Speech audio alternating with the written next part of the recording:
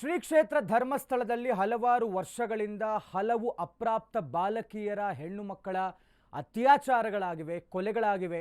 ಅದೆಲ್ಲವನ್ನೂ ಕೂಡ ನಾನು ಹೂತು ಹಾಕಿದ್ದೇನೆ, ನಿಮಗೆ ಸಾಕ್ಷಿ ಕೊಡ್ತೇನೆ ಅಂತ ಮುಂದೆ ಬಂದಂತಹ ಸಾಕ್ಷಿದಾರ ಮಾಸ್ಕ್ ಮ್ಯಾನ್ ಚಿನ್ನಯ್ಯನ ಬಂಧನ ಆಗಿರುವಂಥದ್ದು ಎಲ್ಲರಿಗೂ ಗೊತ್ತಿರುವ ವಿಚಾರ.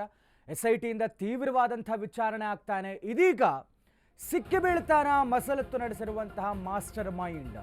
ಇದೆಲ್ಲದರ ಹಿಂದೆ ಇರುವಂತಹ ಮಾಸ್ಟರ್ ಮೈಂಡ್ SIT ಅಧಿಕಾರಿಗಳಿಂದ ಮಾಸ್ಕ್ ಮ್ಯಾನ್ ತೀವ್ರ ವಿಚಾರಣೆ ಆಗ್ತಾ ಇದೆ.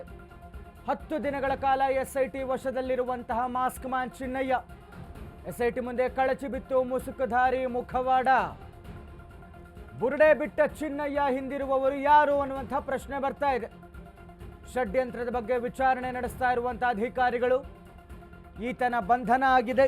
ಈಗ ಇದರ ಹಿಂದೆ ಇರುವಂತಹ ಮಾಸ್ಟರ್ ಮೈಂಡ್ ಮಸಲತ್ತು ನಡೆಸಿರುವಂಥವನು ಸಿಕ್ಕು ಬೀಳ್ತಾನ. ತೀವ್ರವಾದ ವಿಚಾರಣೆ ಆಗ್ತಾ ಇದೆ ಚಿನ್ನಯ್ಯಂದು. 10 ದಿನಗಳ ಕಾಲ SIT ವಶದಲ್ಲಿದ್ದಾನೆ ಚಿನ್ನಯ್ಯ. ಮುಸುಕುಧಾರಿಯ ಮುಖವಾಡ SIT ಮುಂದೆ ಸದ್ಯಕ್ಕೆ ಕಳಚಿ ಬಿದ್ದಿದೆ. ಕಳೆದ 20 ದಿನಗಳಿಂದ ಈತನೇ ಹೇಳಿದ್ದಂತೆ SITಯ ಕಾರ್ಯಾಚರಣೆ ನಡೀತಾ ಇತ್ತು. ಈತನಿಂದ ಎಲ್ಲ ಮಾಹಿತಿಗಳನ್ನು ಪಡೆದುಕೊಂಡು ಸ್ಥಳ ಮಹಜರು ಪ್ರಕ್ರಿಯೆ, ಉತ್ಖನನ ಕಾರ್ಯ ಎಲ್ಲವೂ ಕೂಡ ಆಗಿತ್ತು. ಆದರೆ ಎಲ್ಲ ಅಧಿಕೃತ ಮಾಹಿತಿಗಳಿಂದ ಖುದ್ದು ಗೃಹ ಸಚಿವರು ಮುಖ್ಯಮಂತ್ರಿಗಳೇ ಹೇಳಿದ ಹಾಗೆ ಸದ್ಯಕ್ಕೆ ಒಂದು ಗುಂಡಿಯಲ್ಲಿ ಒಂದು ಕಳೇಬರ ಮತ್ತು ಮತ್ತೊಂದರಲ್ಲಿ ಮೂಳೆಗಳ ಹೊರತು ಬೇರೆ ಯಾವ ಸಾಕ್ಷಿಯೂ ಕೂಡ ಈತನ ಆರೋಪದಂತೆ ಪ್ರಕರಣದ ಗಂಭೀರತೆಯಂತೆ ಸಿಕ್ಕಿಲ್ಲ. ಹೀಗಾಗಿ ಈತ ಹೇಳ್ತಾ ಇರುವಂಥದ್ದು ಸುಳ್ಳು ಅನ್ನುವಂಥದ್ದು ಕ್ಲಿಯರ್ ಆಗಿ ಗೊತ್ತಾಗೋಕ್ಕೆ ಶುರುವಾಯಿತು. ಹೀಗಾಗಿ ಕಳೆದ 5 ದಿನಗಳಿಂದ SITಯವರು ತಮ್ಮ ಉತ್ಖನನ ಕಾರ್ಯಕ್ಕೆ ತಾತ್ಕಾಲಿಕವಾದಂತಹ ಬ್ರೇಕನ್ನು ಕೊಟ್ಟಿದ್ದರು. ಇದಾದ ನಂತರದಲ್ಲಿ ಈತನ ವಿಚಾರಣೆ, ಅದರಲ್ಲೂ ಕೂಡ ತೀವ್ರವಾದಂತಹ ವಿಚಾರಣೆ ಆಗ್ತಾ ಇತ್ತು. ಇಲ್ಲಿಯ ತನಕ ಸಾಕ್ಷಿದಾರನಾಗಿದ್ದಂತಹ ಈ ಮಾಸ್ಕ್ ಮ್ಯಾನ್, ಈತನ ಹೆಸರು ಕೂಡ ಇದೀಗ ರಿವೀಲ್ ಆಗಿದೆ. ಹಾಗೆ ಮುಸುಕು ಹೇಗೆ ಕಳಚಿ ಬಿತ್ತೋ ಹಾಗೆಯೇ ಈತನ ಎಲ್ಲ ಡೀಟೇಲ್ಸ್ ವಿತ್ ನೇಮ್ ಸದ್ಯಕ್ಕೆ ಹೊರಬಿದ್ದಿರುವಂಥದ್ದು. ಚಿನ್ನಯ್ಯ ಅನ್ನುವಂಥ ಈತ ಮಂಡ್ಯ ಮೂಲದವನು. ಕಳೆದ ವರ್ಷಗಳಿಂದ ತಮಿಳುನಾಡಲ್ಲಿ ವಾಸವಾಗಿದ್ದಂಥ ಈತನೇ ಹೇಳಿರುವಂತೆ ವಿಚಾರಣೆಯಲ್ಲಿ ಈತನ ಹಿಂದೆ ಒಂದು ಗುಂಪು ಕೆಲಸ ಮಾಡ್ತಾ ಇದೆ. ಅಂದರೆ ಎಲ್ಲರ ಆರೋಪ ಇದ್ದಂಥದ್ದು ಪರಾವಿರೋಧ ಚರ್ಚೆಯಲ್ಲಿ ಈ ಶ್ರೀ ಕ್ಷೇತ್ರ ಧರ್ಮಸ್ಥಳದ ವಿರುದ್ಧ ಕಳಂಕ ತರಬೇಕು ಅನ್ನುವಂಥ ಒಂದು ರೀತಿಯಲ್ಲಿ ಷಡ್ಯಂತ್ರ ನಡೀತಾ ಇದೆ, ಕಾಣದ ಕೈಗಳು ಕೆಲಸ ಮಾಡ್ತಾ ಇದೆ ಅನ್ನುವಂಥ ಆರೋಪ ಇತ್ತು. ಅದಕ್ಕೆ ಸಾಕ್ಷಿಯಂತೆ, ಅದಕ್ಕೆ ಪುರಾವೆ ನೀಡುವಂತೆ ಈತನೇ ಹೇಳಿರುವಂಥ ಕೆಲ ಮಾಹಿತಿಗಳ ಪ್ರಕಾರ ಈತನ ಹಿಂದೆ ಒಂದು ಗುಂಪು ಕೆಲಸ ಮಾಡ್ತಾ ಇದೆ.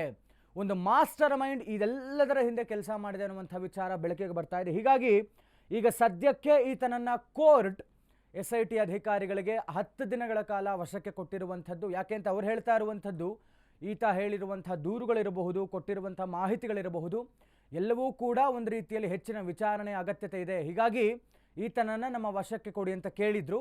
ಈಗ ಈತನ ಬಂಧನ ಆಗಿದೆ. ಈತನ ಬಂಧನ ನಂತರದಲ್ಲಿ ಈಗ ಈತನ ಹಿಂದೆ ಇರುವಂಥವ್ರು ಗೊತ್ತಾಗಬೇಕಾಗಿದೆ. ಚಿನ್ನಯ್ಯನ ಹೇಳಿಕೆ ರೆಕಾರ್ಡ್ ಮಾಡ್ಕೊಳ್ತಾ ಇರುವಂಥ SIT ಅಧಿಕಾರಿಗಳು. ಬುರುಡೆಯ ಅಸಲಿ ಸೂತ್ರಧಾರಿ ಬಗ್ಗೆ SIT ಪ್ರಶ್ನೆ ಮಾಡ್ತಾ ಇದೆ ಚಿನ್ನಯ್ಯನ್ಗೆ. ನಿನ್ನೆ SITಯಿಂದ ಮಾಸ್ಕ್ ಮ್ಯಾನ್ನ ಸುದೀರ್ಘ ವಿಚಾರಣೆ ಆಗಿದೆ. ಇಂದು ವಿಚಾರಣೆ ನಡೆಸಲಿರುವಂಥ SIT ಅಧಿಕಾರಿಗಳು. ಬೆಳ್ತಂಗಡಿ SIT ಕಚೇರಿಯಲ್ಲಿರುವಂತಹ ಮಾಸ್ಕ್ ಮ್ಯಾನ್ ಸದ್ಯಕ್ಕೆ ಅಧಿಕಾರಿಗಳ ವಶದಲ್ಲಿದ್ದಾನೆ. ಈತನ ಹೇಳಿಕೆಗಳನ್ನು ರೆಕಾರ್ಡ್ ಮಾಡ್ಕೊಳ್ತಾ ಇದ್ದಾರೆ. ಬೇಕಾದಷ್ಟು ಪ್ರಶ್ನೆ ಕೇಳ್ತಾ ಇದ್ದಾರೆ ಅಸಲಿ ಸೂತ್ರಧಾರಿ ಬಗ್ಗೆ. ಅವ್ರು ಯಾರು ಹೇಳಿಕೊಟ್ರು, ಯಾರು ನಿಮ್ಮಿಂದ ಇದ್ದಾರೆ ಅಂತೆಲ್ಲ ಸುದೀರ್ಘ ವಿಚಾರಣೆ ಆಗ್ತಾ ಇದೆ ಮಾಸ್ಕ್ ಮ್ಯಾನ್ದು. ಇವತ್ತು ಕೂಡ ವಿಚಾರಣೆ ಮುಂದುವರಿತಾ ಇದೆ. ಬೆಳ್ತಂಗಡಿಯ SIT ಕಚೇರಿಯಲ್ಲಿದ್ದಾನೆ ಈತ ಚಿನ್ನಯ್ಯ. ಈತನ ತೀವ್ರ ವಿಚಾರಣೆ ಆಗ್ತಾ ಇದೆ. ಪ್ರತಿಯೊಂದು ಕೂಡ ವಿತ್ ಪ್ರೂಫ್ ಬೇಕಾಗತ್ತೆ. ಹೀಗಾಗಿ ಎಲ್ಲವನ್ನು ಕೂಡ ದಾಖಲಿಸ್ಕೊಳ್ತಾ ಇದ್ದಾರೆ. ಈತನ ಹಿಂದೆ ಈತನೇ ಹೇಳಿರುವಂತೆ ಕೆಲ ಮಾಹಿತಿಗಳ ಪ್ರಕಾರ ನಾನು ಬರೀ ಪಾತ್ರಧಾರಿ ಅಷ್ಟೇ, ಸೂತ್ರಧಾರಿಗಳು ನನ್ನ ಹಿಂದೆ ಇದ್ದಾರೆ ಅಂತೆಲ್ಲ ಹೇಳ್ತಾ ಇದ್ದಾನೆ. ಜೊತೆಗೆ ನಾನು ಹಣದ ಆಮಿಷಕ್ಕೆ ಒಳಗಾದೆ, ದುಡ್ಡುಗೋಸ್ಕರ ಆಸೆ ಪಟ್ಟು ಹೀಗೆಲ್ಲ ಕೆಲಸ ಮಾಡಿದೆ ಅಂತೆಲ್ಲ.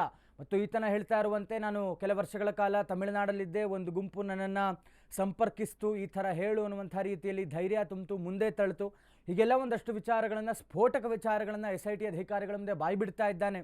ಇದೀಗ ಬರ್ತಾ ಇರುವಂಥ ಸಂಶಯ ಯಾಕೆಂತ ಹೇಳಿದ್ರೆ ಈತನ ನಡೆ SIT ಅಧಿಕಾರಿಗಳು ಅಂದರೆ ಯಾವುದೋ ಒಂದು ಕಾನ್ಸ್ಟೇಬಲ್ ಲೆವೆಲಲ್ಲಿ ಅಥವಾ 3 ಸ್ಟಾರ್ ಲೆವೆಲಲ್ಲಿ ಇರುವಂಥ ಅಧಿಕಾರಿಗಳಲ್ಲ, ADGP ಲೆವೆಲಿಂದ ಇರುವಂಥ ಅಧಿಕಾರಿಗಳು. ಈತನ ಎಲ್ಲ ಚಲನವಲನಗಳನ್ನು ಇರಬಹುದು, ಈತ ಹೇಳುವಂತಹ ವಿಚಾರಗಳನ್ನಿರಬಹುದು, ಎಲ್ಲವನ್ನೂ ಕೂಡ ಬಹಳ ಸೂಕ್ಷ್ಮವಾಗಿ ಗಮನಿಸ್ತಾ ಇರ್ತಾರೆ. ಹೀಗಾಗಿ ಈ ಪ್ರಕರಣವನ್ನು ಕೈಗೆತ್ತಿಕೊಂಡಂಥ ಕಾರಣಕ್ಕೆ ಮತ್ತು ಒಂದು ರೀತಿಯಲ್ಲಿ ಈ ಐ ವಿಟ್ನೆಸ್ನ ಒಂದು ಆ್ಯಕ್ಟ್ನ ಪ್ರಕಾರ ಕೋರ್ಟ್ನ ಆದೇಶ ಇತ್ತು. ಹೀಗಾಗಿ ಇಷ್ಟು ದಿವಸಗಳ ಕಾಲ ಈತ ಪೊಲೀಸರ ವಶದಲ್ಲಿ ಇರಲಿಲ್ಲ. ಈ ಕಾರ್ಯಾಚರಣೆ ಏನು ನಡೀತಾ ಇತ್ತು, ಆ ಜಾಗಕ್ಕೆ ಈತ ಬೆಳಗ್ಗೆ ಒಂದು ಸಮಯಕ್ಕೆ ಬರ್ತಾ ಇದ್ದ, ಪುನಃ ಸಂಜೆ ಸಮಯಕ್ಕೆ ವಾಪಸ್ ಹೊರಟೋಗ್ತಾ ಇದ್ದ ಬೇರೆ ಒಂದು ಜಾಗದಲ್ಲಿ. ಬಟ್ ಈತ ಎಲ್ಲಿದ್ದ ಅನ್ನುವಂಥ ಮಾಹಿತಿ ಅಧಿಕಾರಿಗಳಿಗಿತ್ತು, ಕಚೇರಿಯಲ್ಲಿತ್ತು. ಬಟ್ ಇಲ್ಲಿಯ ತನಕ ಪೊಲೀಸರ ಅಧೀನದಲ್ಲಿರಲಿಲ್ಲ ಈತ ಚಿನ್ನಯ್ಯ. ಹೀಗಾಗಿ ಈತನ ಎಲ್ಲ ಚಲನವಲನಗಳಿರಬಹುದು ಮತ್ತು ಈತ ಹೇಳ್ತಾ ಇರುವಂಥ ಮಾಹಿತಿಗಳಿರಬಹುದು ಮತ್ತು ಉತ್ಖನನಕಾರ್ಯದ ಪ್ರಾಸೆಸ್ ನೋಡ್ತಾ ಹೋದಾಗ ಇದು ಒಂದು ರೀತಿಯಲ್ಲಿ ವೃಥಾ ಖರ್ಚಾಗ್ತಾ ಇರುವಂಥದ್ದು ಒಂದು ಕಡೆ ಆದರೆ, ಪರಾವಿರೋಧ ಚರ್ಚೆಗಳು ಒಂದು ಕಡೆ ಆದರೆ, SIT ಅವರಿಗೆ ಮಾಹಿತಿ ಇದ್ದೇ ಇರುತ್ತೆ, ಏನು ಸಿಗ್ತಾ ಇದೆ ಏನು ಸಿಗ್ತಾ ಇಲ್ಲ, ಇದು ಸುಮ್ಮನೆ ಮಾಡ್ತಾ ಇರುವಂಥ ಆರೋಪನ ಅಥವಾ ಸುಮ್ಮನೆ ನಮ್ಮನ್ನ ದಾರಿ ತಪ್ಪಿಸುವಂಥ ಕೆಲಸನ ಅಥವಾ ಇಡೀ ರಾಜ್ಯಕ್ಕೆ ಸರ್ಕಾರ ಅಂತ ಹೇಳಿದ್ರೆ ಇಡೀ ರಾಜ್ಯದ ಜನತೆ ಅಂತ, ಹೀಗಾಗಿ ಇವರಿಗೆ ಮಂಕು ಬೂದಿ ಎರಚುವ ಕೆಲಸ ಮಾಡ್ತಾ ಇದ್ದಾನೆ ಅನ್ನೋ ಸಂಶಯ ಬರುತ್ತೆ. ಚಿನ್ನಯ್ಯ ಅರೆಸ್ಟ್ ಆಯಿತು. ಇದೀಗ ಸೂತ್ರಧಾರಿಯ ಸರದಿ. ಗ್ಯಾಂಗ್ ಹೇಳಿದಂತೆ ಕೇಳಿದ್ದೇನೆ ಎಂದಿರುವಂಥ ಚಿನ್ನಯ್ಯ ಮಾಸ್ಕ್ ಮ್ಯಾನ್ ಬಂಧನ ಬೆನ್ನಲ್ಲೇ ಹಲವರಿಗೆ ಢವಢವ ಶುರುವಾಗ್ಬಿಟ್ಟಿದೆ. ಇದರ ಹಿಂದೆ ಇರುವಂಥವರು ಸೂತ್ರಧಾರಿಗಳು, ಅವ್ರ ಹೆಸರೇನಾದರೂ ಇದೀಗ ಹೊರಬರುತ್ತಾ ಅನ್ನುವಂಥ ಸಂಶಯ ಬರ್ತಾ ಇದೆ.